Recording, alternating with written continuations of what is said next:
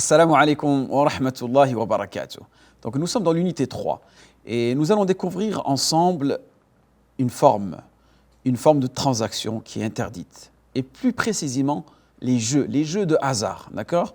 Et souvent, on a entendu parler des jeux de hasard et plus précisément les paris qui font partie aussi des jeux de hasard, les paris sportifs qui sont devenus un réel problème pour nos jeunes. Beaucoup de jeunes participent à ces paris sportifs qui sont interdits en islam car ils font partie des jeux du hasard. Mais une question se pose, qu'est-ce que le jeu de hasard qu'on surnomme en langue arabe al-maysir ou bien al-qimar? Ces deux notions-là, vous pouvez les retrouver dans différents hadiths prophétiques ou bien dans différents, on va dire, versets coraniques. Donc le jeu de hasard qui est al-qimar, qui consiste en concours et divertissement, donc distraction, passe-temps, où les deux joueurs, d'accord, concurrents ou bien parieurs, se mettent d'accord que le gagnant d'entre les deux récupère la mise du perdant. Et quel que soit le participant, il est soit gagnant, donc raflant l'argent des autres, soit perdant. Donc sa qualification légale, c'est-à-dire son hukum shari. Le jeu de hasard, al-qimar, son jugement juridique, il est interdit, totalement interdit dans notre religion. Et sa gravité a été énoncée dans le Coran et dans la Sunna.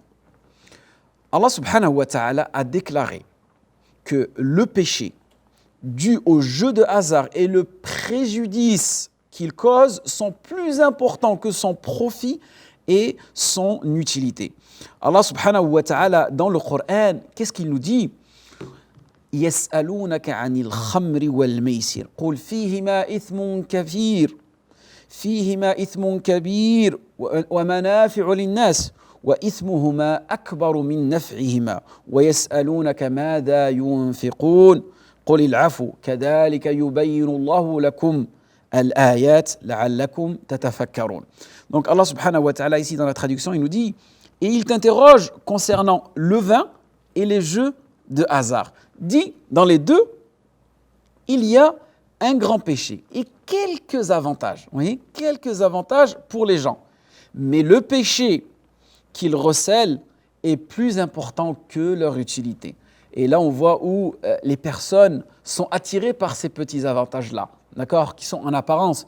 Mais en réalité, ce que recèlent les jeux de hasard, al-maysir ou al-qimar, sont très très néfastes sur l'individu et sur la société.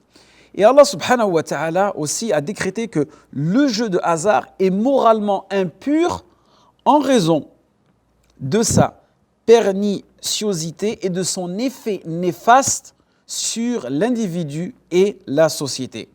Et il a alors ordonné de le délaisser en expliquant qu'il provoque la division et aussi il provoque la haine et aussi l'abandon de la salat et du rappel d'Allah subhanahu wa ta'ala qui est du dhikr.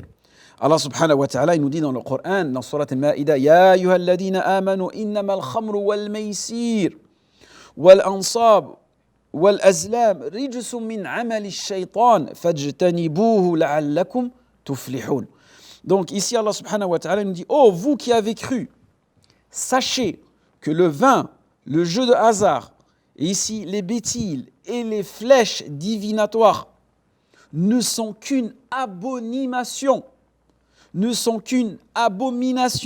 d'entre les œuvres du diable. Donc, éloignez-vous de cela. Éloignez-vous-en afin d'atteindre le succès. Si tu veux atteindre le succès dans cette dunya, dans la akhira, éloigne-toi de ces paris sportifs, de ces jeux de hasard. Tous les matins, aller au bureau tabac, 1 ou 2, 3 euros pour gratter, pour savoir si tu vas faire partie des fameux millionnaires. Tout cela est en contradiction avec notre religion. Et en vérité, le diable veut, à travers le vin et le jeu de hasard, semer parmi vous l'inimité et la haine et vous détourner du rappel d'Allah subhanahu wa ta'ala et de la salat.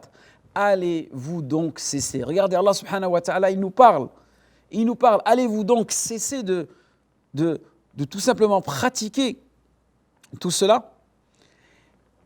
Et c'est pour ça que le musulman, il revient vers les enseignements de notre religion. Il revient vers ce qu'Allah subhanahu wa ta'ala lui a ordonné. Même je sais que les tentations sont fortes, d'accord ?